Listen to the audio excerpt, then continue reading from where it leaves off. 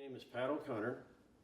I've spent my career in media, newspapers, magazines, cable television, and then eventually an alternative newspaper here in Kansas City, which is what got me interested in the Sheppard case. The first time I ever saw him was at the sentencing, July the 2nd, 1997. They looked like a bunch of ne'er-do-wells. Lost. Frank Sheppard has a certain sway to him. The other four had no sway. They look like, they look like really poor people to me. I wrote to all five of them in 2000, asking them if they wanted to go forward with a habeas corpus petition, what they call a 2255. And I had an attorney picked out, Jonathan Lawrence, and they all thought that was great. 2001 or so, John Osgood took me up to meet them all at Leavenworth. Sincere people to me. They were, Frank Sheppard is a highly intelligent, articulate person, and I could see that Skip was just about the opposite. I mean, Frank's shadow hung over Marlboro, hung over Bryan's life. The whole time, Bryan crossed the street if he saw Frank coming. All Frank ever wanted was money to buy beer.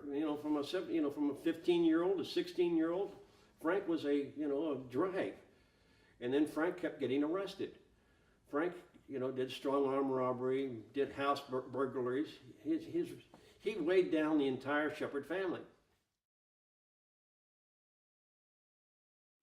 This is all most of the correspondence I've received from Bryan Sheppard over the years.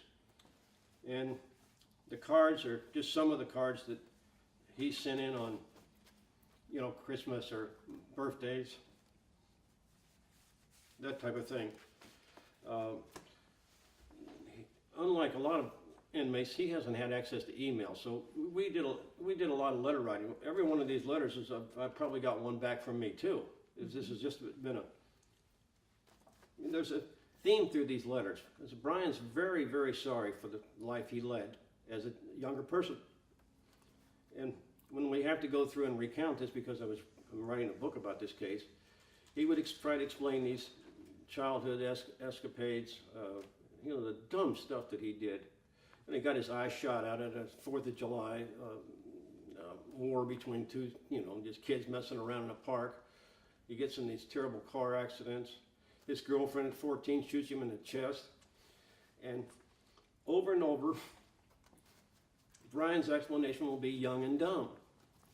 If we had on phone calls and each one was a piece of paper, this stack would be twice the size.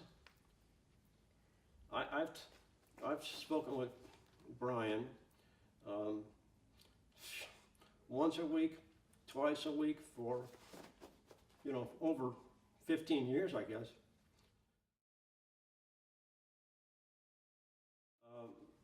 From the first time I saw Bryan, which was at the sentencing in 1997, and then last night I saw him at the CCA. It's like two different people. At the sentencing, there was a point at the sentencing when they invited all five of the defendants to speak, and Bryan only said, "I'm innocent." Bryan was an inarticulate young person, kind of lost, overwhelmed at this point. Last night, he's ready.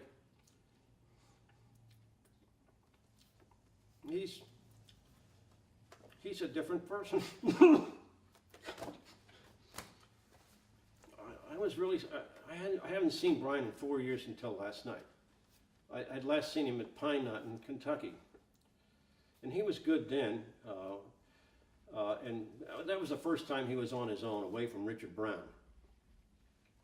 And it was a big improvement for him to be away from Richard, even though they were best friends and they love each other.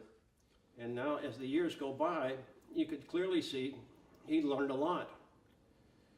He, you know, I think the big turning point for Bryan was he sobered up. He started getting physically fit, doing these big runs, going to the sweat lodge, excuse me, the sweat lodges, becoming more religious for the first time in his life, and he just kept growing. His growth period is kind of interesting to me.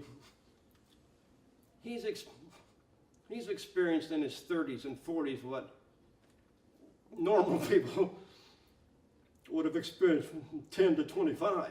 Yeah. He's a late developer, but he's developed.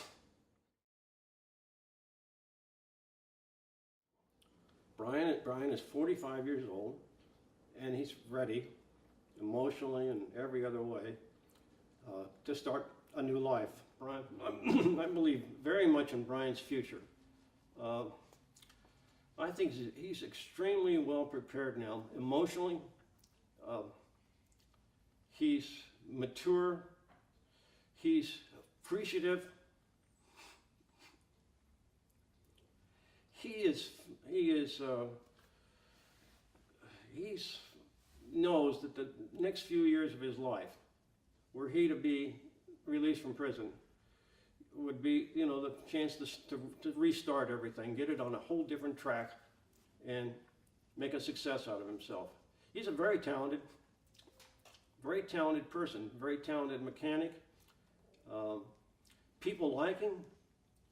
He doesn't make enemies. He's a good conversationalist. He would do very well. You know, so much